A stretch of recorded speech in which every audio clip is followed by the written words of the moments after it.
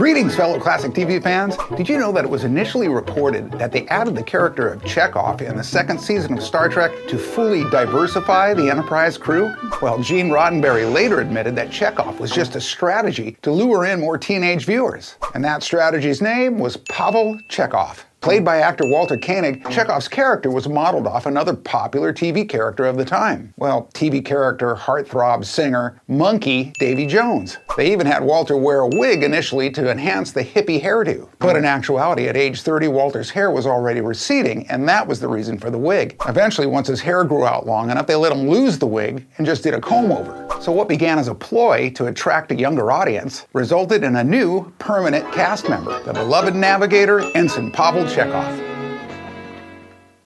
Greetings, fellow classic TV fans. Do you know who was another one of mine and many other young fellows' TV star crushes? That would be Elizabeth Montgomery, who we all know and fell in love with as Samantha on Bewitched. Elizabeth had well over a 40-year run in show business, and her father was acting legend Robert Montgomery. He had a prominent film career, as well as his own TV show, Robert Montgomery Presents, which is where Liz got her start. At 23, she won a Theatre World Award for her Broadway performance in the play Late Love. But it was the 1960s production of Bewitched that made Elizabeth Montgomery a legend. That role earned her 5 Emmy and 4 Golden Globe nominations. She also left a huge legacy in philanthropy for all her charitable works. Elizabeth has her own star on the Hollywood Walk of Fame, as well as a bronze statue of her as Samantha in where else? Salem, Massachusetts. Which makes perfect sense because Samantha was one hot witch.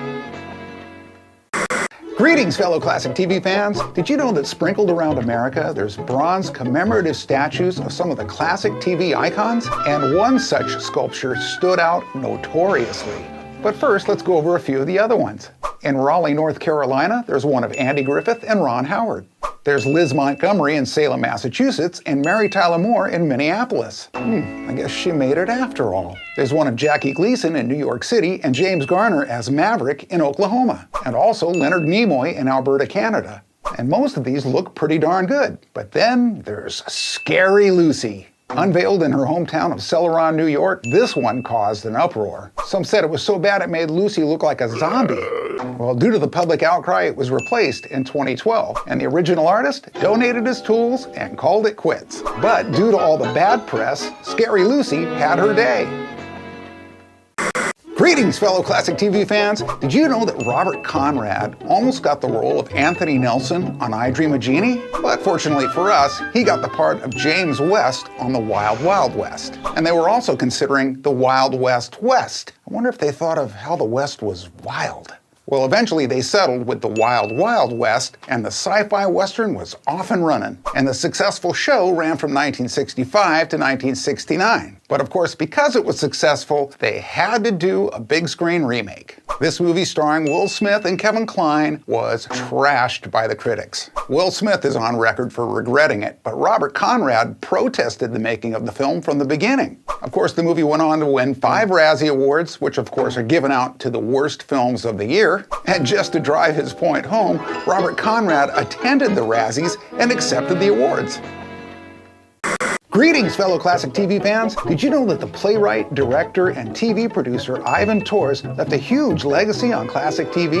Most often his shows included animals and/or some sort of undersea adventure like his series Sea Hunt. And it was during the filming of Sea Hunt where he befriended one of the acting divers. His name happened to be Rico Browning, and Rico was the original creature from the Black Lagoon. Well, the story goes, Rico was watching Lassie with his kids on TV one day when he imagined Lassie as a dolphin. He worked the idea up, took it to Ivan Torres, and the legacy of Flipper was born. Flipper actually started as a feature film starring Chuck Connors. They then successfully crossed over to TV from 1964 to 1967. But Ivan Torres also brought us beloved shows like Gentle Ben, Doc Tari, Cowboy in Africa, also starring Chuck Connors. So all in all, the famed producer and studio owner and his colleagues made a huge contribution to family entertainment.